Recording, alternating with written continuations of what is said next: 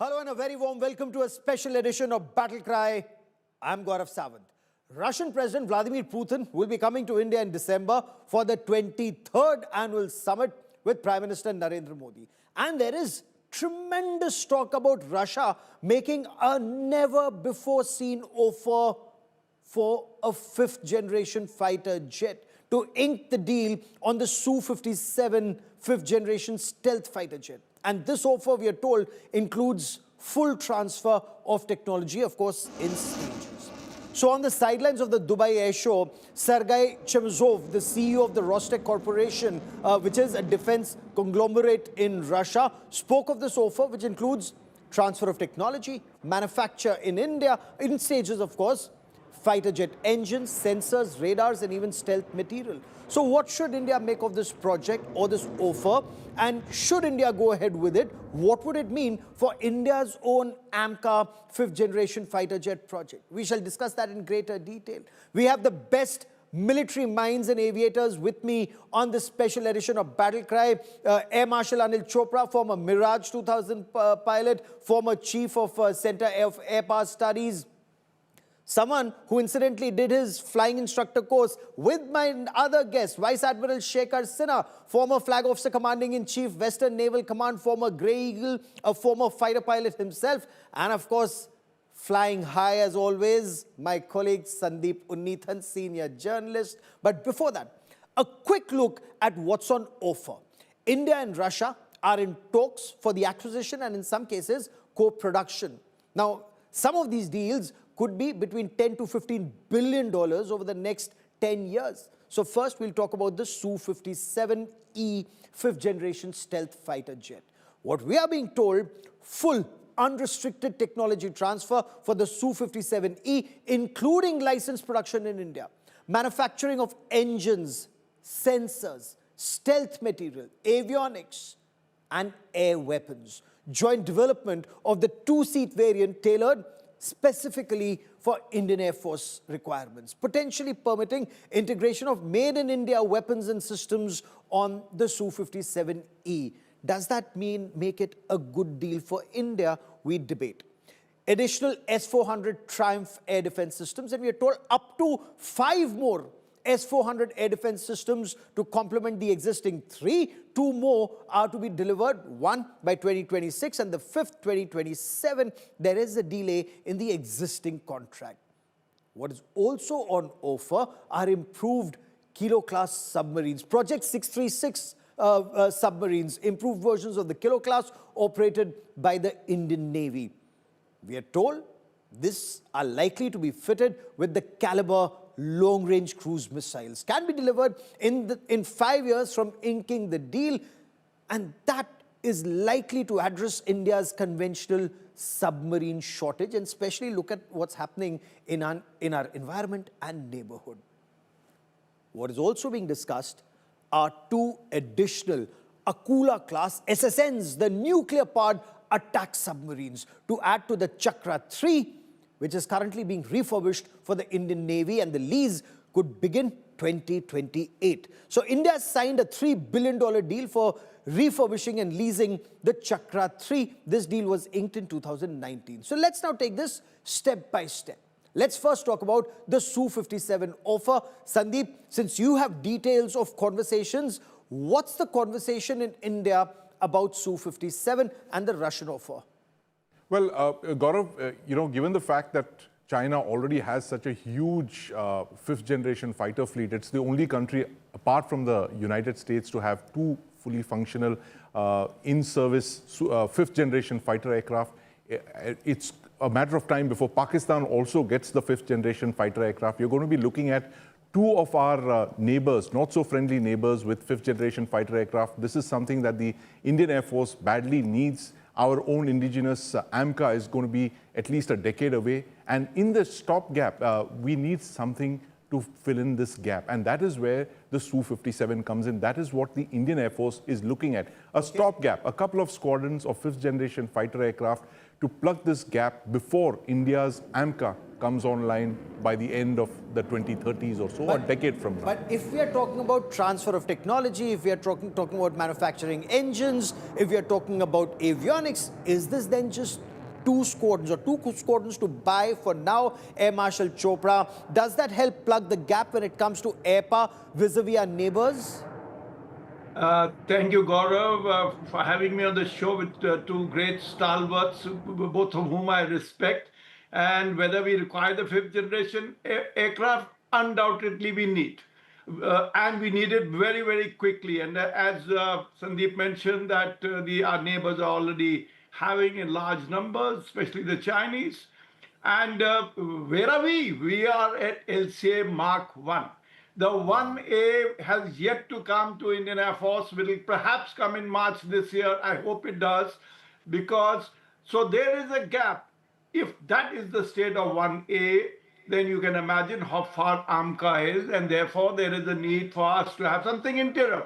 Whether it's 2 squadrons, 4 squadrons, the IF will decide whether, in any case, we have no other aircraft on offer. The F-35 is not on offer, so Su-57. Now, you remember in FGFA, in earlier program, we have walked off for some reasons, but now Su-57 has moved on. Larger numbers have been produced. The overall orders are already 72 with the Russian Air Force. 45 are already flying, more are under production, and production will go up. India will set up a production house, as you rightly brought out, that it will have, in stages, the indigenization will increase. We'll get technologies of a variety of kind. And therefore, I think it's a good bet, but the caveat is at no cost must the AMCA be put on a hold. The AMCA has to succeed for India to sit on the global high table of... And this is the point I was just coming to, Admiral Sinha. Will this willy-nilly adversely impact our own AMCA fifth generation fighter jet project? Are we repeating history? You know, in an emergency, two squadrons of purchases, first with the Mirage 2000s, then with the MiG-29s, then with the Rafales, and now with Su-57s. Well, thank you, Gaurav, to have invited me on the show. And nice to see my very dear friends, both Sandeep and Air Marshal Chopra. As far as these inductions are concerned, if it is going to hurt the AMCA project, then it's not a very good deal. Because stopgap 2 squadrons, as Air Marshal Chopra is saying, absolutely fine. But once you start making licensed production here or manufacturing everything here, the government will not be able to spend so much of money on 2 projects. Absolutely. One on AMCA. I mean, having served for almost 3.5 years in IDS and seen how do the government function. On the same project, Gaurav, 2 different streams and costing as much, if not more, it's a little tough call for the government, really. So I would say that what Air Marshal Chopra is suggesting, that 2 squadrons to fill in the blank, yes, very good. But licensed manufacturing here, I would say to take their help for manufacturing AMCA rather than setting up a full factory of these 57. But would they want to help us with AMCA if we are not setting up licensed manufacturing? Why would they want another player to come in who would ultimately eat into that bigger pie, Air Marshal Chopra? I agree with you, Gaurav. This is a very, very complex exercise. Nobody in the world wants you to become independent, whether it's an aircraft or, engines. We are the biggest market, nearly the biggest market, other than Ukraine, which has just overtaken us last year. But otherwise, we are the biggest arm importers. Even the West, I'm telling you, even when the Americans are offering G414 technology, actually it's going to be production technology. You don't expect them to let you become independent. I only hope the saffron in India, when we do the engine together, we get the actual intellectual property rights and we actually learn to make the engine here. So I agree with on this count that there will be issues. Money will be an issue, as Admiral has brought out. And therefore, this is a hard decision. Mind you, during President Putin's visit, at best an MOU will be signed, because people, hardcore, professionals have to sit and get into the nitty-gritties. What an offer. What is said at the air shows, general statements, a different ball game. You would also factor that the day you will sign a deal with them, let's say HAL and the Russians were to sign an MOU, the HAL might come under sanction themselves, and our remaining part of the HCF entire program may come to a halt. So there In are fact, many, that's the many point. dynamics. Yeah, Absolutely. That's so the there are point I was many coming dynamics to. that will unfold, yes. Because Sandeep, there's also conversation, and I don't know how seriously is this being taken at the government to government level, about Russia also offering Su-75 checkmate, but that's a single engine stealth fighter. Some are saying that could be a stopgap and proceed with AMCA. But would a single engine stealth fighter meet India's air staff requirements? Not really, Gaurav. I mean, there are actually a lot of options being mentioned, and the checkmate is one of them. But the fact is, like as the Air Marshal was saying, the Russians will offer us everything. It is for us to pick what we really want, which will not affect our own indigenous programs. Now the AMCA is a classic case of, would you want to go in for a full transfer of technology for another fifth generation fighter when you want to go up that same technology curve yourself? So possibly the halfway house could be to get some kind of transfer of technology to help the AMCA itself. That we'll have to get the Russians to agree to that. But the Russians are actually in a bit of a bind right now, Gaurav, exactly for the reasons we've seen in the last couple of months. Diplomatically, they're being isolated, their companies are being put under sanctions, so they would like to retain the share of the Indian market. And of course, the fact that they're counting on India as a strategic partner. They want to retain that relationship, and for that, they will offer us a lot of high-tech equipment, thing, as they have done in the past. It is entirely for us to now sit down and make those very hard decisions, as Admiral Sinha mentioned, that what is it that is in our interest that will not affect our own domestic indigenous fifth generation fighter aircraft programs, or even the nuclear powered attack submarine programs. So all of these are tough decisions. Yes. In just a moment, because for a moment, Air Marshal Chopra, apart from the Su-57s, the S-400 system, the Triumph, that played a very critical role in Op Sindoor, and the conversations all of us together have had on S-400, used not just in defensive but also in an offensive role. Perfect sense to procure five additional S-400 systems? Absolutely, Gaurav. I must tell you that S-400 is acknowledged as one of the best air defense systems in the world.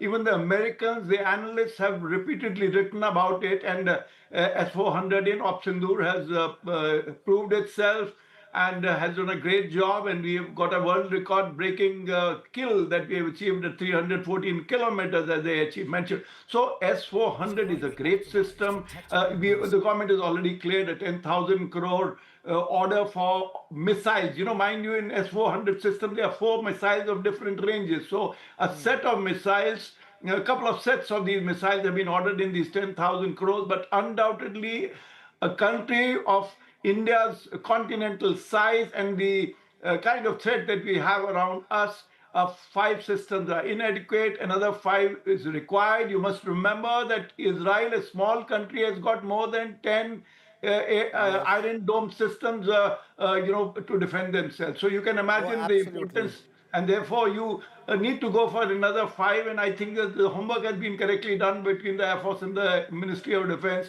and that's how this figure has evolved. Yes. So, Admiral Sinha, you'd recall, and since you've also served in the Integrated Defense Staff as its chief, I want to understand from you, are we moving forward on the assumption that sanctions on Russian exports will be lifted, or we are going on, we are bashing on regardless, because CATSA sanctions are something that we had to seek a waiver to for the S-400 system initially. And your take, sir, on the improved Akula-class submarines that we are looking at, Project 636? Well, Akula-class submarine, the advanced version of the same submarine, they should have bid for the strategic partnership, which I'm not sure they have bid or they're still there. I have been hearing from press that the German submarine is going to be, partnering with MDL, and that is what they will do. I would be inclined to take those submarines, the nuclear submarines, strike submarines on lease, just like the Chakra 3 as it is coming, uh, so that it can fill in the gap by the time we have our own SSN. And that's going to take 9-10 years. And if they're going to give you from 28 onwards or 30 onwards, then I think taking another two submarine on lease, a nuclear submarine, is not a bad deal. So you'll have some good firepower. So you'll have total of 3 attack submarines while your own is being built. And that probably will be the way to go. As far as kilo-class submarine is concerned, a diesel submarine, I would suspect that the Navy may not want that at all. Mainly Okay. because even if it is advanced, they're talking about a time frame of 28. Hopefully by then the strategic partnership should start showing some result, and that will have AIP. So it is a longer endurance. It will have a subsurface cruise missile, which we have already tested, and most likely it will be fitted. So I think that we should not scuttle that just because the Russians are offering so much. They will. There's no doubt. Kilo-class submarine, having operated and having actually sailed on that couple of times, it's a very good submarine, there's without doubt. And with the SLCM, is going to become even more potent. But that's exactly what we are also going to make. We are already making it. So I think that we should not fall for these, Okay. certainly not kilo-class submarine in lieu of the diesel submarine that we are making. If it is not with the Russians, or if it is already yes to the Germans, then we should go ahead with the German one. Okay, and look at the nuclear submarines, because Sandeep, that's also on offer. So apart from one Chakra 3, there are also 2 other SSNs that we're talking about. Absolutely, Gaurav. And, these are 2 old Akula-class submarines, I'm given to understand, which are in the Russian Navy, which if we agree to lease them, Russia will refurbish them. We'll, of course, have to pay the cost of refurbishing them, exactly the Chakra 3 model. And these would be delivered in 5, 6, 7 years' time, because we are building our own SSNs. Now, that's going to take time. Yes. Admiral Sinha mentioned 10 years. I suspect it would take longer than 10 years because it's the first of its kind. It's a very large submarine, the one that we are planning to build, almost identical to the Akula-class that we are seeing on screen right now. Let me snatch the last 30 seconds on this part of the show. M Marshal Chopra, in your view, who's more reliable as a strategic partner when it comes to defense hardware, sanctions, reliability, Russia, France, or the US-UK group? Yeah, if I was to put them in a layer, it'll be France, Russia, and then US-UK group. But I must want to add quickly one more point that, another good thing that we should pitch for, which is in the discussion perhaps, is R-37M, which has a 300-kilometer range. It's an air-to-air missile. And of course, the export version has only 200 kilometers range, while Astra 2 and 3 are shaping very well. If you buy these missiles for Su-30 in reasonable numbers, we have a good interim long-range air-to-air missile, and I presume that this is also going to be on discussion during the President Putin's visit. Yes. Okay, so you're saying France is number 1, Russia is number 2, and the Americans and the British, they're not a close third, but they come much later. Admiral Sinha, is that also your appreciation, since the Navy is also now operating or will be operating the Rafale Marines? The IAF already has 2 squadrons of the Rafales. Would French fighter jet engines make more sense in terms of Make in India and long-term partnership and future aircraft? Without doubt. Without doubt, France will be at number 1 spot and Russia at number 2. Americans, I'm sorry how much to depend and rely on them. UK, well, they don't have that kind of ability to support your line of build. But as coming back to that S-400, why not S-500? Yes. S-500 is also, on the cards. It is moving. They are just doing the trials. So I think from S-400, buy few of S-400 if you're going to buy. Second thing, Gaurav, Prime Minister has spoken about Sudarshan Chakra, getting the whole country under this air defense system. And for that, even this 10 will not be enough. I am sure that, the Air Force must be doing all the calculations. But my own guess is that 10 will not be enough. Therefore, it should be a combination of S-400. You go ahead what you're buying, but do contract for S-500 when it comes. Sandeep, are we also looking at Make in India when it comes to a much wider air defense shield? We've seen how India's integrated air defense system and some shorter range of, surface-to-air missiles performed excellently during Op Sindoor. But the big picture, are we looking at S-400 or the likes of X-400 in future to be manufactured in India?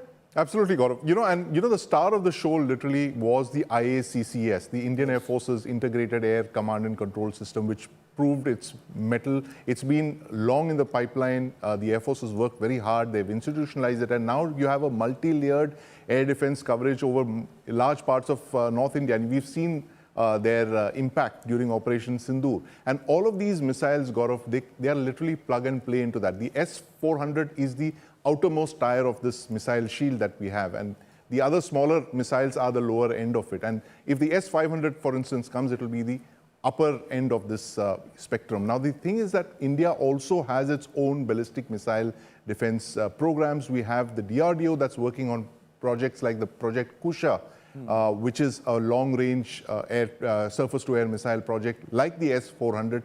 But as Admiral Sinha mentioned, for a country of our size and the kind of threat environment that we are facing, even these 10 systems may not be enough. There's enough and more room for all of these systems to be integrated into the IACCS. That's a very capable system that's going into Mark II and Mark III. So you can have both the S-400 and the indigenous BMD and the AAD systems coexisting. So it's one big umbrella, and as the Prime Minister mentioned, the Sudarshan Chakra, that's the big picture where we are seeing air defense Air Marshal integrated with Chopra, missiles. won't we have too much to maintain? And logistics, wouldn't that be a nightmare if you're looking at the Su-57s from Russia, the Rafales and Rafales Marines from France? Then we're also looking at manufacturing Rafale fuselage in India and avionics. We're looking at the Russian engine and we're looking at the French engine. Isn't that getting very complicated logistics-wise? I think, Gaurav, now we have started cleaning up. You know, the MiG-21 has gone. In the long run, maybe 10, 15 years from now, we'll have the Su-30 upgraded variants by then. We'll have Rafale, and if we make Rafales in India, 4 of them, which is a separate subject altogether. Then we'll have the Rafale. We will have the AMCA, LCA, and interim Su-57 stroke, whatever aircraft the country will choose. So the number of fleets will gradually peter off. The Jaguar has to go next. We are the only ones flying in the world. And then Mirage 2000, MiG-29 will follow suit in the due course in maybe 10, 15 years. So ultimately, we are all very conscious that number of fleets, too many. India has suffered that for a very long time. Large inventories are sitting on, in logistics sections. So therefore, you need to clean up. And that cleaning up process has started. Finally, we should have bulk of LCAs, AMCA, and Rafale, and that kind of the Su-57s. Should we be going in for Su-57s as a stopgap, as you say?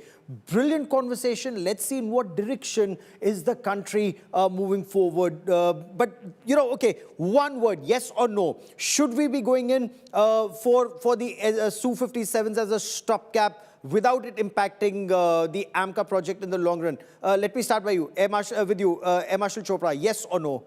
2 squadrons, yes. Admiral Sinha, yes or no? Very much. Very Sandeep, much. yes. Sandeep, yes or no? 2 squadrons, yes. Okay, 2 squadrons, yes. So it's a thumbs up from all our specialists. We'll be tracking the story very, very closely. Let's see what the government ultimately decides. That is all I have for you on this special edition of Battlecry. Many thanks for watching. We'll be back next week with another edition of Battlecry, because keeping India first is your responsibility and ours together. Many thanks for watching.